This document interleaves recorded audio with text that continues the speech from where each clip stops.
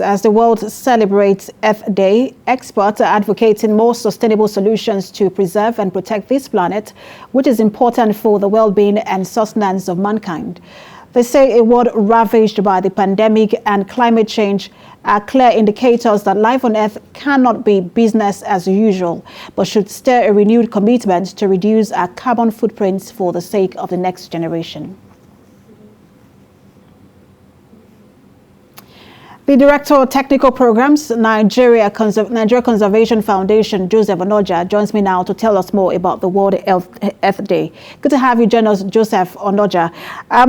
The first World Earth Day was celebrated in 1970 as a result of a protest over an oil spill in Santa Barbara. 51 years after, we continue to witness several oil spills, several actions of environmental degradation. The theme for the year is Restore Our Earth. What capacity do we have today to restore the Earth? Well, as humans, we do have that capacity to restore the Earth if we have the will to do so. And that is why the theme for this year is calling our attention to the fact that we have that capacity, and it's coming from the lockdown that we had. We could see that possibility. When human beings stopped whatever they were doing, whatever activities they were doing as a result of the lockdown from the pandemic, you could see that the Earth was even recovering. So that is an involuntary action. But now we are called upon to do a kind of conscious action that will be able to restore our Earth. So as humans, we have that capacity to restore our Earth, because in the first place, we are the ones culpable of destroying the Earth. After that recovery during the pandemic, I'm sure you're talking about the times where we had lockdowns in several countries. Have we made more recovery or losses?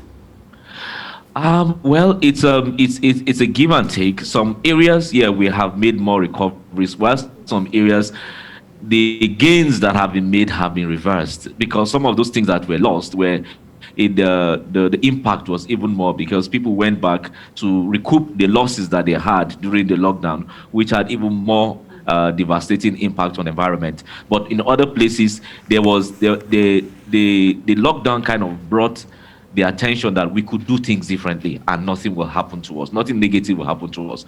So there was a kind of behavioral change from the experience of the lockdown. So in some places, there are gains, but in some places, the gains that were made were reversed.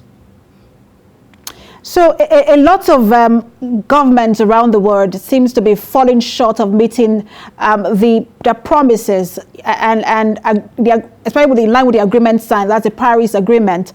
And so what do we then do in terms of taking this conversation away from these leaders to the grassroots, individuals, organizations, to help them understand how their actions contribute to environmental degradation?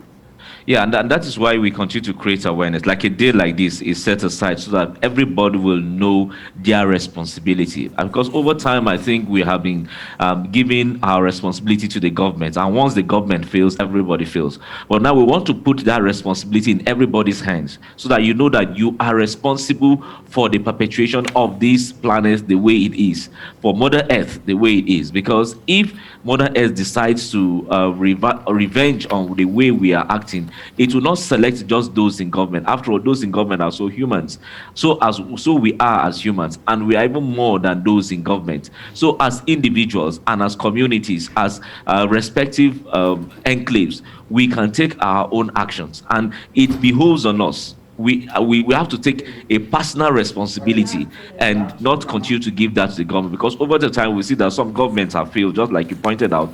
Some governments are pulling out from the Paris Agreement and so on, and that's because they don't have the political will to continue, or there are selfish reasons and for economic gains. Economic gains at the end of the day, which will not even be economic gains if you look at what will happen when the Earth decides to react to the way that we are behaving to it.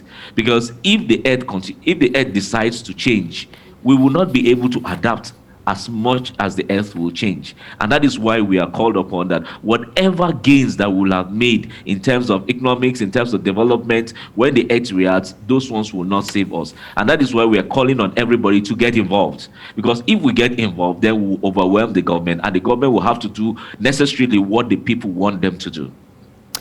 We hope to see more action in that regard, especially from governments around the world. Director of Technical Programs, Nigeria Conservation Foundation, Joseph Onoja, thanks for talking to us. Thank you very much.